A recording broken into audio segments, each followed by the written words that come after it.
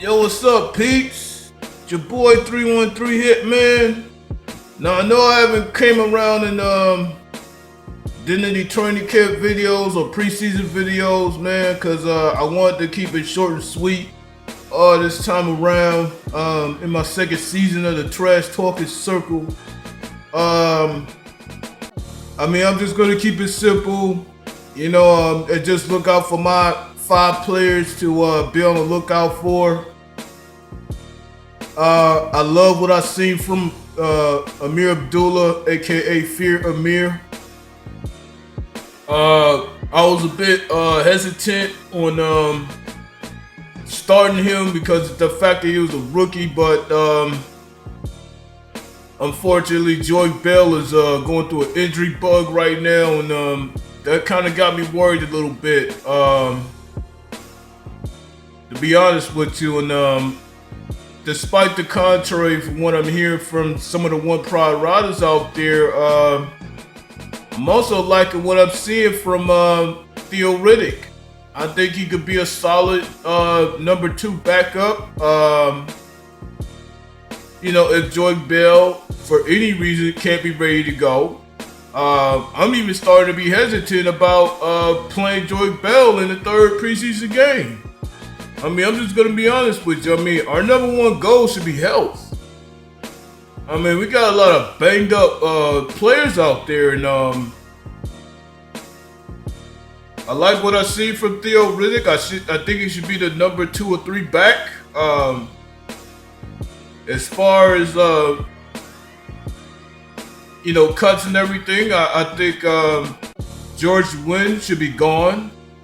He was nothing but a preseason sensation last year. He does nothing this year. Nothing. And for anybody to keep him on the roster, I'm like, no. I keep hearing about this boy Zinner.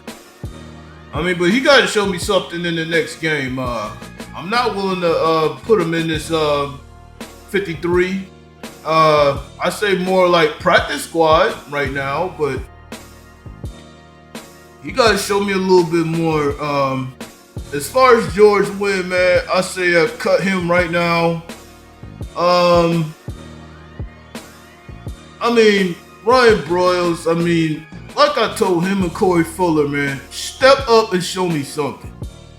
And it seems like neither receiver has really shown me anything. And this is the training camp that they really needed to blow up and make their case, to stay on this team. I'm gonna see more of Greg Salas possibly in the next game when I get to see the replay. Well, I like what I saw from him against the Jets. He's definitely a practice squad candidate, if anything. The fact that we got Lance Moore, he's pretty much our number 3 right now. I think he's going to win our number 3 spot. I know Ebron's not going to get that many snaps. He's probably going to be the number 2 tight end, if anything. So, like the way he's hustling this preseason, even though they're not going to give him any snaps again. With the catch that he did make, he was only thrown to twice and he caught the ball. I like that. My 3rd player, the watch, is obviously Gabe Wright. I've been pumping up this kid ever since he got drafted. A 4th round pick out of Auburn. In the Jets game, he had more good snaps than bad snaps. Even though he has to get better on plugging up the holes when it comes to running back, attacking the middle and force him to go outside, utilize the talents of our linebackers. So that, Levy could wrap him up or Whitehead could wrap him up. Van Noy, it's going to take time for him to get readjusted to Lieutenant Austin's game plan, so I say he should stay back up. I'm giving that job to Whitehead. Personally, just saying.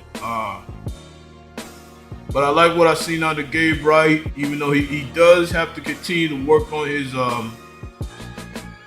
plugging up the gaps. Because that's what run stop and D linemen do. in order to to force a long third downs. You know how the game go. My number 4 person to watch for, I have to say Karan Reed, man. He's looking like being the presumed second guy on our line over Teron Walker. I mean, I like Teron Walker. I like when him and Gabe Wright is in the rotation. Like what I've seen thus far. But Karan Reed, I mean, he's coming on. He's been working with Sue in the offseason. Like what I saw from him. I mean, had a couple impressive outings. I mean, like again, I gotta see a replay of what he does with the replay against the Redskins. I've been thoroughly impressed with him as well. I mean, I like what I've seen thus far. Although he does have to get a little bigger. I mean, obviously, it's starting to become an issue against the run. That's why if I tell Karan Reed anything, I tell him to bulk up a little bit more so he can be more effective against the run. Because Forte's in this division, big old Eddie Lacy's in this division, and we all know child abuse is in this division, man. So definitely got to bulk up a little bit more, during the season or next season or whatever. But even put him out there on DN sometimes. I mean, I think that'll work too. My 5th and final player that I'm gonna watch out for is Quandre Diggs. Heard a lot of hype about him in the OTAs ever since we drafted him. It's a 6th round pick out of Texas. Again, haven't saw much of him before, but I would like him to challenge Nevin Lawson. And I'm so sick of this Nevin Lawson hype. I mean, that's a guy that hasn't done anything in my opinion. And I'm not really impressed with Lawson, to be honest with you. I'm really not. I know he was injured last year, and I know he's slowly coming along. But let's keep it real. I'm cut. If it was up to me, if I was head coach of the Lions, I'm cutting him tomorrow. Same with Broyles and George Wynn. Those would be my first 3 cut right now. I really don't see no need to keep any of those 3. They haven't shown me anything, man. So that's just my little, first of, few updates of what I see. Shout out to everybody. Honolulu Blue. Shout out to all my One Pride riders out there. Lions Mafia, Mad Beast Morris, and my homeboy Everything King, Weird Dude 42, and Eduardo O'Neal. Saw my boy Wolfpack come back to the pack, man. Glad to see him too, man. Shout out to all my One Pride riders out there, man. It's your boy 313 Hit, man. And I'll see y'all on the next one, probably after the 4th preseason game, alright? One Pride riders for life.